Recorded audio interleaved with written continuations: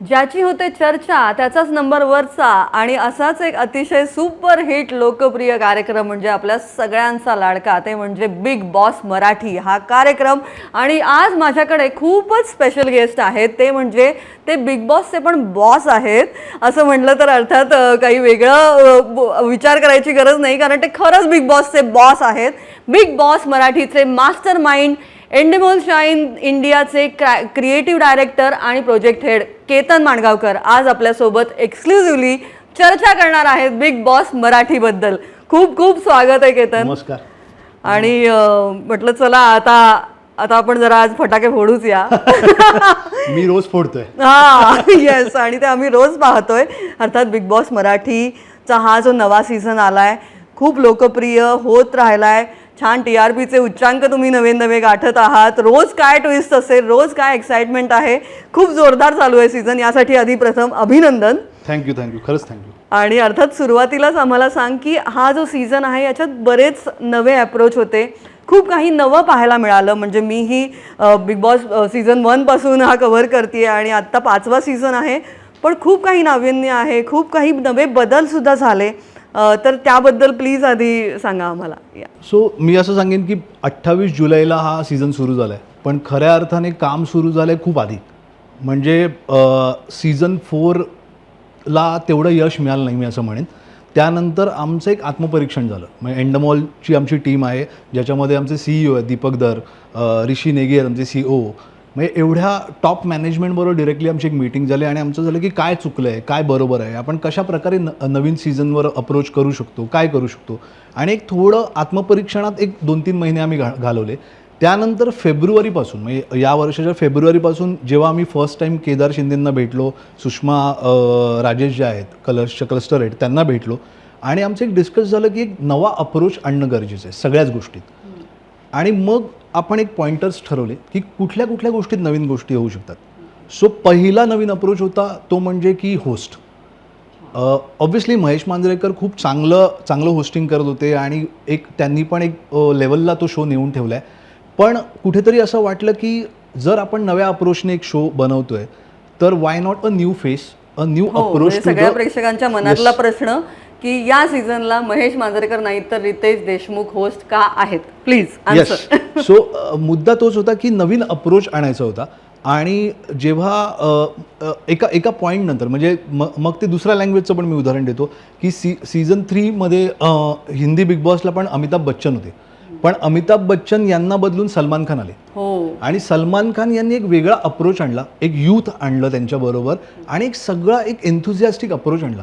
So एक I will say similar thought process Riteish Deshmukh यांच्याबद्दल होती. कारण फक्त बॉलिवूडमध्येच ते पॉप्युलर नाही आहेत तर बिकॉज ते लातूरमधले आहेत आणि त्यांची जी पार्श्वभूमी आहे आणि त्यांचे जे सिनेमे आहेत म्हणजे वेड असू दे, लय भारी असू दे, मराठीत इतके पॉप्युलर आहेत आणि तळागाळात पॉप्युलर आहेत. घराघरातलं नाव आहे आणि खूप रिस्पेक्टफुल नाव आहे मराठीतलं. सो म्हणून त्या नावावर सगळ्यांनी मिळून एक चर्चा करून ते लॉक केलं आणि त्यांनी खरोखरच एक वेगळा अप्रोच आणला. जेव्हा तुम्ही त्यांना विचारलं पहिल्यांदा जेव्हा अप्रोच झाला तेव्हा त्यांची काय रिॲक्शन होती, कसं ते तयार झाले हे ऐकायला नक्की आवडेल. सो फर्स्ट ऑफ ऑल पहिलं त्यांना तर शॉक बसला की अरे म्हणजे माझ्याकडे कसे काय आलात. तर त्यावर आम्ही तेच त्यांना सांगितलं की आम्ही एक नवीन अप्रोच ट्राय करतो यावर्षी आणि त्या अप्रोचमध्ये तुम्ही खूप फिट बसता. त्यामुळे मग ते खूप खुश झाले कारण ते ना फॉलो करतात. म्हणजे मग ते हिंदीचे 17 सीझन असू दे, मराठीचे 4 सीझन असू दे, सगळे ते बघतात. आणि एरवीही मागे पण आमची 1-2दा ते इंटिग्रेशनसाठी आले होते वेडच्या, त्यावेळेला आमची खूप मोठी चर्चा झाली. त्यावेळेला ते सांगत होते की अरे तुम्ही असं का नाही करत, तसं का नाही करत. सो त्यावेळेलाच मला रिअलाइज झालं होतं की हा माणूस खूप इंटरेस्टेड आहे या शोमध्ये आणि ते खूप गरजेचं आहे. कारण इट इज नॉट पॉसिबल की त्यांनी कुठलेही एपिसोड बघितले नाही आहेत, काही नाही आहे, त्यांना काहीही माहीत नाही आहे आणि मग आपण काहीतरी लिहून देतो आणि ते करतात. असा हा शो होत नाही. स्वतःला खूप इंटरेस्ट होतो. येस, त्यांना स्वतःला कळलं पाहिजे की हा शो काय आहे, त्यांची मतं असणं गरजेचं आहे, आमची काही मतं असतील आणि मग ते डिस्कस करून ते पुढे नेणं गरजेचं आहे. आणि त्यांनी खरंच एक वेगळा नवीन एक अप्रोच आणला. कारण इवन सॅटर्डेचा जो एपिसोड असतो ज्याच्यामध्ये सो कॉल्ड आपण म्हणतो शाळा घेतली जाते, तर ती शाळा हे आहेच पण त्याच्याबरोबर एक संडेचा एपिसोड आहे जिथे खूप मजा मस्ती आहे, जिथे खूप टीज करणारे गेम्स आहेत, एंटरटेनमेंट आहे. तो फॅक्टर पण खूप महत्त्वाचा आहे. आणि त्यात ते जे रंगत आणतात ना, म्हणजे ऑब्व्हियसली त्या ओरडण्यामध्ये समजावण्यामध्ये तर आहेच त्यांचा पहिला नंबर, पण त्या एंटरटेनमेंटमध्ये पण आहे. सो ते खूप चांगल्या प्रकारे बॅलन्स करतात. दुसरा एक अप्रोच असा होता की की घराचं काय करायचं, कारण एका विशिष्ट पद्धतीने दरवर्षी एक घर बनवतो. एक तुळस होती, लिंबू मिरची होती, त्यात मराठी एलिमेंट होते, फेटे होते, पैठणी होती. ते एक मराठी जो इसेन्स आहे तो ऑलवेज त्याच्यात होता. संस्कृती आहेच हो. पण मग असं वाटलं की एकदा आपण काहीतरी वेगळं करून बघूया. कारण 4 सीझन आपण ते झाले आणि तेच एलिमेंट परत यायला लागले होते. मग नवं काय, मग एक काहीतरी ॲस्पिरेशनल, एक वेगळं काहीतरी आपण घर बनवूया. ती लाईन आली की if you know the game then you don't. अच्छा. कारण असं झालंय की खूप काय ना, हे येणारे स्पर्धक खूप अभ्यास करून येतात. 3-3दा 4-4दा सीझन्स बघून येतात आणि मग त्यांचं असं होतं की ओ मला माहिती आहे आता काय होणार आहे. हो, आणि बिग बॉस पहिल्यांदा तेच सांगतात मला वाटतं की तुम्हाला वाटतंय का हा गेम तुम्हाला माहिती आहे, तर तसं नाहीये. येस. आणि त्याच्यातूनच ती संकल्पना आली की चक्रव्यूह, की जसं अभिमन्यूला आत शिरायचं माहिती होतं पण बाहेर कसं यायचं माहित नाहीये, तसंच या घराच्या दरवाज्यात कसं शिरायचं हे तुम्हाला माहिती आहे, कारण ते 4 सीझन झालेत. पण या दरवाज्यातून आत गेल्यानंतर काय होणार आहे तुम्हाला माहिती नाहीये. वा. चौथा मी असं सांगेन की एक टास्क जे होते ना, ते असे होते की अरे हां, हे टास्क आले की अशा प्रकारचं होतं. म्हणजे एक गाजलेला टास्क जो सगळेजण आता मागणी करतात खरं म्हणजे, की अरे ते खुर्ची सम्राट का नव्हते. एक्झॅक्टली मी तेच म्हणणार होते, खुर्ची सम्राट का नाही होते. खुर्ची सम्राट. पण निलिमा तुला मी खूप ओपनली सांगतो की मी जी काही टास्क बँक होती आधीची ती सगळी बाजूला गेली, फेकून दिली. हो, खूप वेगळे टास्क पाहायला मिळतात. आणि मी फेब्रुवारीपासून त्याच्यावर काम केलंय आणि मी ठरवलं होतं की यावेळेला एकही टास्क रिपीट होणार नाही, काहीतरी आपण वेगळंच करू. आता जो गेल्या आठवड्यातला जो टास्क होता की बघताना तो असं वाटतं की अरे किती सिंपल आहे, काय करायचं आहे, प्राणी ओळखायचे.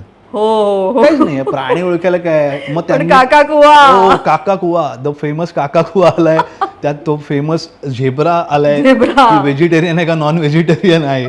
सो बघताना असं वाटतं की अरे काय सोपं आहे. आणि मग त्यांनी पण करून ठेवलं होतं की अरे असा तो मोर करूया, असं ते हे करूया. बट अगेन तेच आहे की तुम्ही जे एक्सपेक्ट करताय ते नाही आहे. तुमच्या आयुष्यात कुठून काका कुवा येईल हे तुम्हाला नाही कळणार. आणि बीबी करन्सी ऑल्सो. हो, बीबी करन्सी ऑल्सो. आणि बीबी करन्सीची मी सुरुवात मी सांगेन की ते कुठून आलं तर खूप अटॅच असतात लोक या शोशी. त्यामुळे जेव्हा मी जे काही कमेंट्स वाचतो, कधी वाचतो, मला जेवढा वेळ मिळतो ते मी कमेंट्स वाचतो. रिसर्च टीम आहे, ते रिसर्च करतात आणि त्यांनी असं एक सांगितलं की काय होतं आहे की एवढं लॅविश घर, स्विमिंग पूल आहे, AC आहे, काय ते फर्निचर आहे, लॅविश आहे, सगळं आहे आणि सगळं तुम्ही खायला देताय, सगळं देताय, तर ह्याच्यात काय चॅलेंज आहे? ह्याच्यात काही चॅलेंज नाही आहे. ठीक आहे, तुम्ही टास्क वगैरे देता ठीक आहे, पण त्याच्यात काही चॅलेंज नाही आहे. उलट त्यांना ऐशो आरामाचं आयुष्य आहे, जे मी म्हणेन महाराष्ट्रातल्या बऱ्याच लोकांना नाही मिळते. ओके, तर त्या ह्याच्यातून ती संकल्पना आली की मग आता ह्यांना किंमत मोजायला लागली पाहिजे. कारण सुरुवातीलाच बेड नाही मिळाला पहिल्याच आठवड्यात. येस. सो त्यामुळे बेड असो, बाथरूम असो, ग्रोसरी असो, प्रत्येक गोष्टीची तुम्हाला किंमत मोजावी लागेल ही संकल्पना तिथून आली, त्या कमेंट्समधून आली. किंवा काय त्यांना ट्रोल्स पण हे वर्क झालंय बहुतेक, कारण आता जे काय सदस्य त्यासाठी मेहनत घेत आहेत, हो, आणि जे काय म्हणजे भुकेले पण राहत आहेत, गॅस पण कमी आहे, सगळंच होत आहे. काय मला वाटतं ते बाहेर जाऊन पण बीबी करन्सी वापरायला लागतील. आणि आणखीन एक मोठा बदल मी असं म्हणेन की जो आणलाय आणि तो गरजेचा होता फॉर्मॅट वाईज. काय झालेलं की गेले 4 सीझन बिग बॉसचा एक अप्रोच होता. बिग बॉस म्हणजे तो दरारा, बिग बॉस म्हणजे ते, आणि कंटेस्टंट्सनी पण एक त्यांना ना अरे हे वडील आहेत किंवा हे आजोबा आहेत घरातले, किंवा हे काय म्हणू आपण वास्तुपुरुष आहे, हा ह्याला एक सन्मान दिला पाहिजे, जो आत्ताही देतात. पण एक नातं होत नव्हतं. कदाचित असं होत होतं की अच्छा एक आवाज येतोय जो आपल्याला ओरडू शकतो, काहीतरी शिक्षा करू शकतो, ती भीती होती, पण ती एक अटॅचमेंट होत नव्हती. हां, काही कंटेस्टंटची झाली होती ज्याच्यामध्ये काही लोक त्यांना बाबा म्हणून हाक मारत होते किंवा काही गोष्टी, पण ती एक अटॅचमेंट होत नव्हती. सो यावेळेला आम्ही हा अप्रोच बदलला की आपण थोडंसं ना इंटरॅक्टिव्ह करूया बिग बॉसला. हो, यावेळेला बिग बॉस खूप बोलतायत, अगदी फ्लर्टिंग पण चालू आहे किंवा मजाही घेतायत, मालवणी बोलतायत बिग बॉस, हेही पहिल्यांदा पाहिलं आम्ही. हो, सो बेसिकली तेच आहे की आज ते कंटेस्टंटशी इंटरॅक्ट करतात, त्याचबरोबर मी म्हणेन ते ऑडियन्सशी इंटरॅक्ट करतात. कारण मग त्याच्यात काय होते की बऱ्याचदा टोमणे मारणं आलं, मग कधीतरी एक कविता सादर करणं आलं. बरोबर. मग फ्लर्टिंग, हा मी म्हणेन की पहिलं ते त्यांनी सुरू केलं, आर्याने नवरे नवरे सुरू केलं, हा. मग जान्हवी त्यात जान्हवी म्हणाली की अरे मग म्हणाली. माझा पण बॉयफ्रेंड आहे, मग त्यातून ते फ्लर्टिंग सुरू झालं, विच वॉज व्हेरी हेल्दी मी म्हणेन. हां, आता त्याच्यात पण काही लोकांना आवडेल, काही लोकांना आवडेल, हे या मध्ये एक्सेप्टच केलेलं आहे आम्ही की दोन्ही प्रकारची मतं असतात. पण असं वाटतं की कंटेस्टंट्स एन्जॉय करतात. हो, आणि मला असं वाटतं की कधी कधी म्हणजे आधी म्हणजे मी जस्ट एक जर्नलिस्ट आणि एक कुठेतरी बिग बॉस बघणारी प्रेक्षक म्हणूनही सांगते की आधी बिग बॉस फक्त ना आवाज आला की घाबरायचे सगळे, एवढंच ते असायचं की आवाज आला आता काहीतरी, म्हणजे आता मी घाबरणार, आता काहीतरी होणार किंवा टास्क येणार आहे, म्हणजे एवढंच असायचं. आता असं वाटतं की ते गप्पा मारतायत तर ते कम्फर्टेबल होत आहेत कुठेतरी सदस्य, त्यांना असं वाटतं की हा मी यांना काहीही सांगू शकतो, घरातले प्रॉब्लेम्स किंवा काहीही सांगू शकतो, असं मला वाटतं की तो कम्फर्ट झोन आलाय थोडा. हो हो, आणि कम्फर्ट झोनमुळेच काय होतं की एक नातं तयार होतंय, जसं तू म्हणतोस. नातं जेव्हा निर्माण होतं ना तेव्हा त्यांना असं वाटतं की हे सगळं आपलं आहे, हे म्हणजे असं घर पण आपलं होतं. एक्झॅक्टली. म्हणजे आतापर्यंत एक असं होतं की हे बिग बॉसचं घर आहे, आता त्यांना असं वाटायला लागलं नाही हे आपलं घर आहे, आणि एक अजून एक माणूस आहे जो आपल्याबरोबर आहे. ठीक आहे, तो ओरडतो वेळ आल्यावर, पण तो शाबासकी पण देतो, तो मस्करी पण करतो, तो कधी कधी जागं पण करतो. म्हणजे एक इन्सिडेंट मी सांगेन की जे कदाचित आधीच्या अप्रोचमध्ये झालं नसतं, म्हणजे आपण कधी केलं नव्हतं, की पहिले 2 आठवडे सूरज खूप दबलेला होता, कारण शांत होता. हो, त्याचं हे जग नाही आहे, त्याला हे सगळं ते घर बघून, लॅविश घर बघून, ती सगळी माणसं बघून, कारण त्यांना आता वर्षा उसगावकर आहेत, त्यांनी बघितलं आहे बाहेर, त्याला माहिती आहे की त्या एक स्टार आहेत. अभिजित सावंत आहे, खूप पॉप्युलर आहे, बरेचसे लोक टेलिव्हिजनमध्ये, पॅडी आहे, बरेच लोक आहेत, किंवा अंकिता वगैरे सारखे इन्फ्लुएन्सर्स आहेत, तर त्याला माहिती होतं की हे असे आहेत. त्याला असं वाटलं की अरे मी इकडे अनफिट आहे, किंवा मी यांच्याबरोबर कसं बोलू, त्याच्या बोलण्याच्या पण काही लिमिटेशन्स आहेत, तर माझं काही चुकलं तर, मग काही बोललं तर, किंवा काही खराब झालं तर, काही तुटलं तर तो खूप शेलमध्ये जात होता. त्यावेळेला बिग बॉसनी कन्फेशन रूममध्ये बोलून त्याच्याशी ज्या गप्पा मारल्या ना, त्यानंतर त्याला जो कॉन्फिडन्स आला आणि तो बाहेर आला, आणि त्यानंतर तो ओपनअप जो झाला आहे तो आत्ता पण ओपनअप होत चालला आहे. So that was very important factor मी असं म्हणेन. अदरवाईज काय झालं असतं की तो शेलमध्ये गेला असता आणि कदाचित तो बाहेर पडला असता, कदाचित, and which is very unfair. अशा माणसांना मी म्हणेन की खुलवणं पण गरजेचं आहे. आणि केतन, मला एक इन जनरलच तुझा हा जो अप्रोच आहे किंवा एक नाविन्यासाठी तयारी जी आहे ती मला असं वाटतं की अनुभवातून आलेली आहे. आता प्लीज सांग की मला माहिती आहे की तू बिग बॉस हिंदीचे सुद्धा काही सीझन केलेले आहेत, तर साधारण ही किती वर्षांची जर्नी आहे आणि काय आहे हे सगळं? सो मी बिग बॉसशी असोसिएट झालो आय थिंक 6 वर्षापूर्वी. सीझन 1 बिग बॉसचा मराठी जेव्हा आला तेव्हा मला विचारण्यात आलं की तू करशील का, आणि तेव्हा मी म्हणेन की तेव्हा मी हेड करत नव्हतो. ओके, तेव्हा कारण मी नवीन होतो, मला फार काही गोष्टी माहिती नव्हत्या, तर त्यावेळेला मी जस्ट जॉईन झालो, आणि माझं तेव्हा असं होतं की बिग बॉस मराठी मी एकच सीझन करेन, कारण खरं तर मी त्याच्या आधी बिग बॉस पाहिला नव्हता, हे मी खूप प्रामाणिकपणे मान्य करेन. जेव्हा मला भेटायला बोलवलं तेव्हा मला त्यांनी सांगितलं की तुम्ही 1-2 एपिसोड तरी बघून या, आणि त्यावेळेला मी हिंदीचे 1-2 एपिसोड बघून गेलो, आणि माझी आई बघायची. सो मी आईला असं सांगितलं, असं मला विचारलं आहे तर काय करू, तर आई म्हणाली नाही जायला पाहिजे तू, कारण तो मस्त शो आहे, मला आवडतो. तर मी म्हटलं चला आई म्हणते तर आईसाठी एकदा भेटून घेऊया, काय होईल नाही होईल माहीत नाही. पहिला आईकडनं पाठिंबा. हो, पाठिंबा मिळाला, आणि मग मी मीटिंगला गेलो आणि मग आम्ही भेटलो. आणि त्याच्या आधी मी खूप चॅलेंजिंग शोज केले होते, रियालिटी शोज, तर त्यांना असं वाटलं एंडमॉलला की अरे हा करू शकतो. सो त्यामुळे त्यांनी मला ती संधी दिली, आणि तिथून ती जर्नी सुरू झाली. आणि मग पहिला सीझन केला मी, त्याच्यानंतर मला असं वाटलं की हे खूप इंटरेस्टिंग आहे, ॲज अ मेकिंग हे खूप इंटरेस्टिंग आहे. सो त्या विश्वात गेल्यानंतर असं वाटलं की अरे हे विश्व आपलं आहे आणि आपण ह्याच्यात खूप काही वेगळं करू शकतो. मग मी दुसरा सीझन केला, मग मी हिंदीचे अजून 3 सीझन केले, सीझन 13, 14 आणि 17, जो गेल्या वर्षीचा पण सीझन होता तो मी केला, आणि त्याच्यानंतर सीझन 3 केला, 4 केला, आणि आता 5th. सो माझा हा 8वा सीझन आहे. वाव, क्या बात आहे. म्हणजे मी जे म्हणलं बिग बॉसचे बॉस, ते उगाच नाही. हा शोच असा आहे की त्याच्याबद्दल रोज क्रिटिसिझम होतो किंवा रोज ट्रोलिंग होतं, तर या सगळ्याला तुम्ही कसे तयार असता? कारण बाकी रियालिटी शोजबद्दल बोललं जातं, पण इतकं बोललं जात नाही जितकं बिग बॉसबद्दल रोज बोललं जातं. यासाठी तुम्ही कसे सज्ज असता, तुमची टीम काय? सो बेसिकली काय होतं की एक 2 प्रकारचं ट्रोलिंग आहे. मी म्हणेन की हा एकमेव शो असेल ज्याचे पेजेस आहेत, फॅन पेजेस आहेत, ज्याच्यामध्ये लाखो काय म्हणू ते फॉलोअर का सबस्क्रायबर मला माहीत नाही काय म्हणतात ते आहेत आणि ते खूप डिस्कशन्स करतात. सो ते डिस्कशन्समध्ये ना काही हेल्दी डिस्कशन्स पण असतात. जसं मी मगाशी म्हणालो की ती आयडियाच त्या डिस्कशनमध्ये वाचल्यानंतर आली आहे. डेली रिव्ह्यू होतात. हां, शोचे डेली रिव्ह्यू होतात. हो, यूट्यूबवर पण होतात. सो काही ना काही लोक आहेत ते खूप हेल्दीली डिस्कशन्स करतात, जे खूप ज्याच्यातून काही गोष्टी शिकण्यासारख्या आहेत.